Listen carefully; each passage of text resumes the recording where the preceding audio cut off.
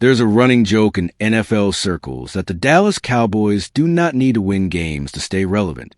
As it turns out, that joke is closer to reality than most fans and critics are willing to admit. The 2026 NFL schedule has once again confirmed what league executives, television executives, and media personalities have known for years. The Cowboys are in a category of their own when it comes to drawing eyeballs, generating buzz, and commanding the most valuable real estate on the football calendar. Hey, what's up, everyone? Before we jump into everything today, that like button right there is what decides if this video hits hundreds or thousands of people. 1 second is all it takes, but the impact on this channel is massive. Go ahead and hit that like button right now. Seriously, it's the simplest thing you can do, and honestly, the best way to back this content up, because every single like pushes us further. So hit it now. When the NFL assigned Dallas a primetime Week 1 opener against the New York Giants on NBC, it set off the usual conversation about whether the Cowboys deserve such treatment. After all, Dallas finished the 2025 season with a 7-9-1 record, a deeply disappointing year that raised serious questions about the franchise's direction. Head coach Brian Schottenheimer is entering his first full season at the helm, and the roster has undergone significant changes, particularly on the defensive side of the ball. By most objective measures, the Cowboys are a team that has to prove itself before earning prestige placement on the schedule. And yet, there they are, opening the season under the bright lights of Sunday Night Football. Sports Illustrated's Albert Breer captured the situation precisely when he noted just how extraordinary Dallas's scheduling treatment truly is. According to Breer, over the past 25 seasons, the Cowboys have opened the regular season with a standard early Sunday afternoon kickoff just one single time. Read that again, one time in 25 years. Over the past 2 decades specifically, Dallas has earned a primetime Week 1 slot on 13 separate occasions. That number is, in Breer's own words, staggering. No other franchise in professional football can come close to matching that figure, regardless of how many championships they have won or how dominant they have been on the field in recent years. Breer went further in explaining what this trend really means. He pointed out that for most NFL franchises, their scheduling appeal is directly tied to their on-field success. Teams that win get the big games. Teams that lose get pushed to early Sunday windows or even Thursday afternoon slots where fewer people are watching. That is a natural order of things in a league that lives and dies by television ratings. The Cowboys, however, operate under a completely different set of rules. Their relevance is not tied to winning. It is tied to something far more powerful and far more durable, brand identity. The Cowboys brand, as Breer stated plainly, is simply different from everyone else's. It does not matter whether Dallas is coming off a playoff run or a losing season. It does not matter whether the roster is loaded with Pro Bowlers or patched together with young players still finding their footing. When the Cowboys take the field, people watch. When the Cowboys are discussed on ESPN or any other major sports network, the segment draws engagement whether the franchise is thriving or struggling. Owner Jerry Jones has spent decades cultivating that reality, and the NFL has fully embraced it as a business asset. The numbers back this up in striking fashion. During the 2025 season alone, Dallas appeared in 6 primetime games, the second highest total in the entire league, trailing only the Kansas City Chiefs. Keep in mind, this was a team that finished below .500. The Chiefs earned their primetime slots by being the defending Super Bowl champions. The Cowboys earned theirs by simply being the Cowboys. That distinction is enormously telling about how the league values the Dallas brand independent of performance. The evidence goes even deeper when you look at the historical viewing data. As of 2024, the Cowboys are involved in 6 of the most watched regular season games in the entire history of the NFL. That is an extraordinary concentration of television dominance for a single franchise. And then there's the Thanksgiving game in 2025, when Dallas squared off against Kansas City in one of the holiday triple-header matchups. That contest set a new record for the most watched game in league history, an almost incomprehensible achievement for what was essentially a mid-season game with no playoff implications driving the interest. It was purely the power of the matchup itself, America's team against the reigning champions, that drew viewers in record numbers. What does all of this mean for the 2026 season? It means the Cowboys will once again be one of the most scrutinized and most watched teams in football, regardless of whether they live up to the hype. Quarterback Dak Prescott returns under center after dealing with injury issues in recent seasons, and wide receiver CeeDee Lamb remains one of the most dynamic playmakers in the game. The defense, which ranked near the bottom of the league in 2025, has been the primary focus of the offseason, with new additions and schematic changes designed to make Dallas competitive on both sides of the ball. Whether those improvements materialize or not, the cameras will be rolling and the nation will be watching. That is simply what it means to be a Dallas Cowboy. Jerry Jones has done something that very few owners in the history of professional sports have managed to accomplish. He has built a franchise whose identity transcends a wins and losses column. The Cowboys generate controversy, conversation, and consumption at a level that the rest of the NFL can only observe from a distance. Love them or despise them, the Cowboys are never ignored, and the NFL will have it no other way. While the Dallas Cowboys head into the 2026 NFL season with a relatively intact offensive roster, returning all 11 starters on that side of the ball, the idea that this unit is without concerns would be a serious misreading of the situation. The Cowboys were indeed one of the most productive offensive teams in the NFL last season, and that is a genuine foundation to build on. But productivity at the skill positions can only mask so much. Underneath the flashy numbers generated by quarterback Dak Prescott and wide receiver CeeDee Lamb, a critical structural problem has been lurking along the offensive line, and it did not go away this offseason. The primary concern heading into the new season centers on the tackle positions, and more specifically on performance of second-year left tackle Tyler Guyton. Guyton was a first-round selection in the 2024 NFL Draft out of the University of Oklahoma, chosen 29th overall with the expectation that he would develop into a reliable cornerstone protector for Prescott. His rookie year was a mixed bag as players adjusting to the speed and complexity of the professional game often experience. But the hope was that year two would bring the kind of leap that high-ceiling offensive linemen sometimes make. Instead, Guyton's 2025 season raised more questions than it answered. According to Pro Football Focus, Guyton posted an overall grade of 57.5 in 2025, ranking him 71st out of 89 qualifying offensive tackles. In a league where the difference between a good grade and a poor grade at left tackle can determine a quarterback's health and a team season, those numbers are genuinely troubling. His pass blocking grade was even more alarming, coming in at just 50.0, which placed him 81st among all qualifying tackles. Left tackle is universally considered the most important position on the offensive line, responsible for protecting the quarterback's blind side on every passing play. A grade of 50.0 in pass protection at that position is not a borderline number. It is a problem that opposing defensive coordinators will look to exploit throughout the season.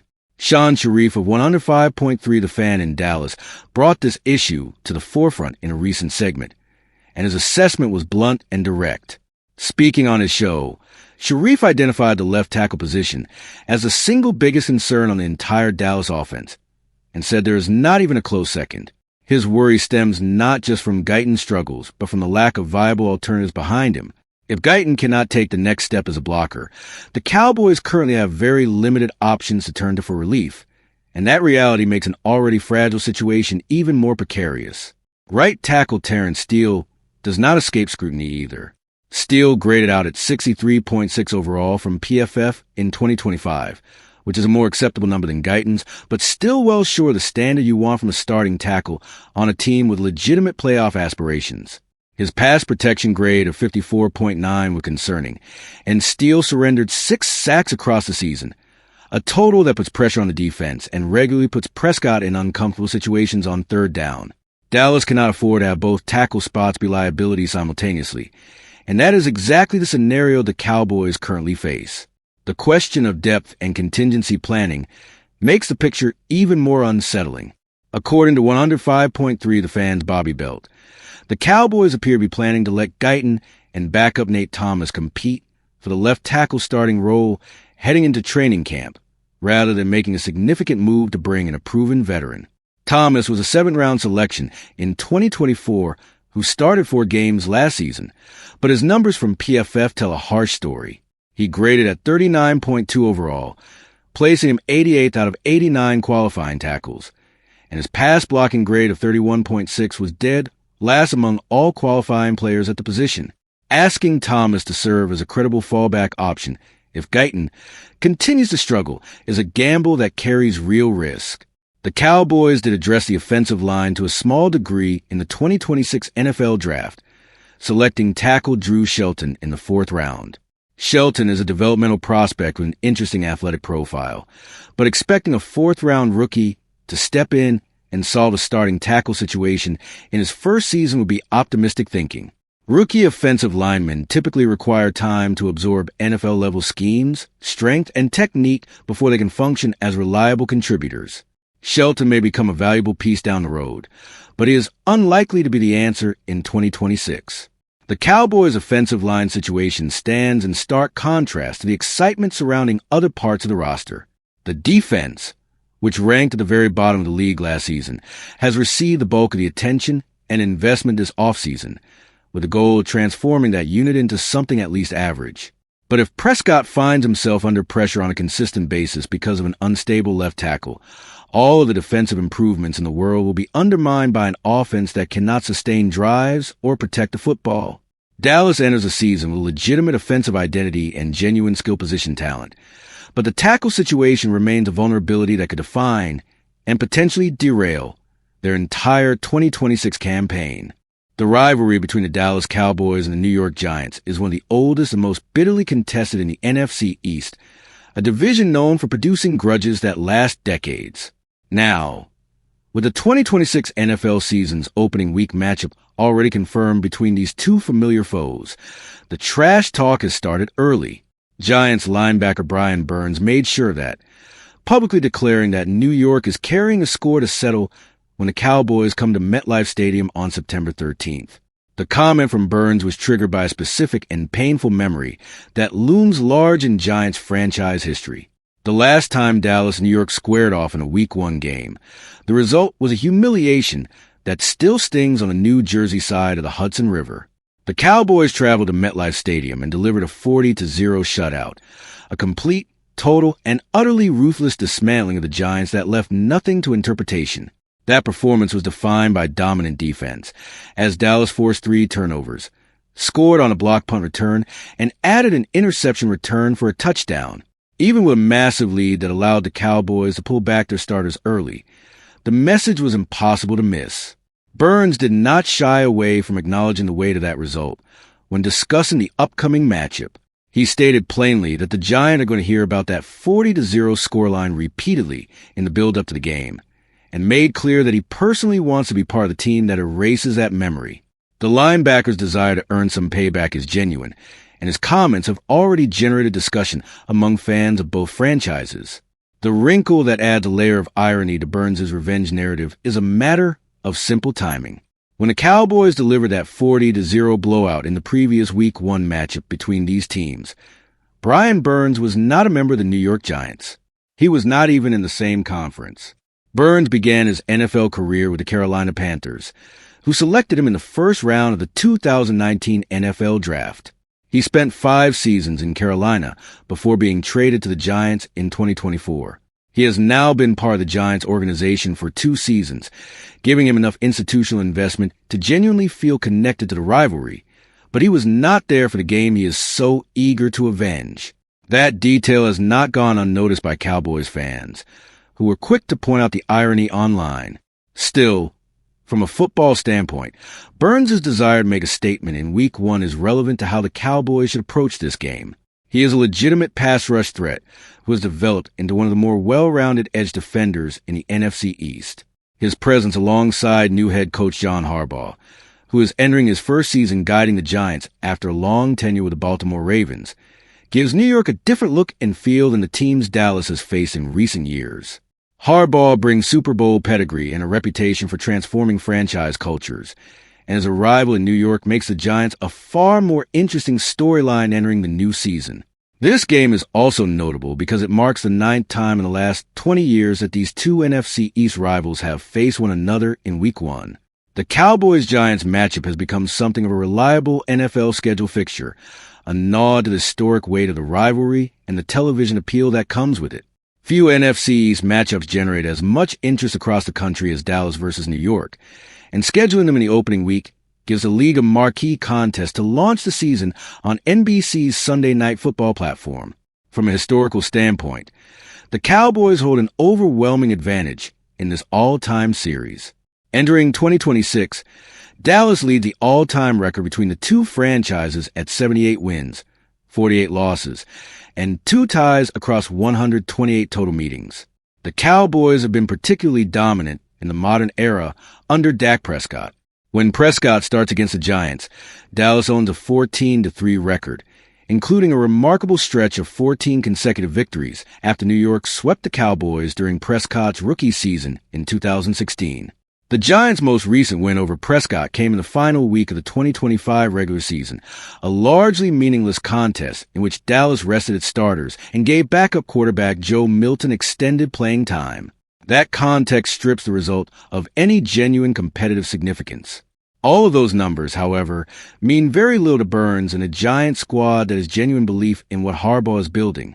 New York is not the same depleted franchise it was just a couple of seasons ago. Harbaugh's track record in the NFL speaks for itself. He spent over a decade building the Baltimore Ravens into a perennial contender, reached multiple conference championship games, and captured a Super Bowl title.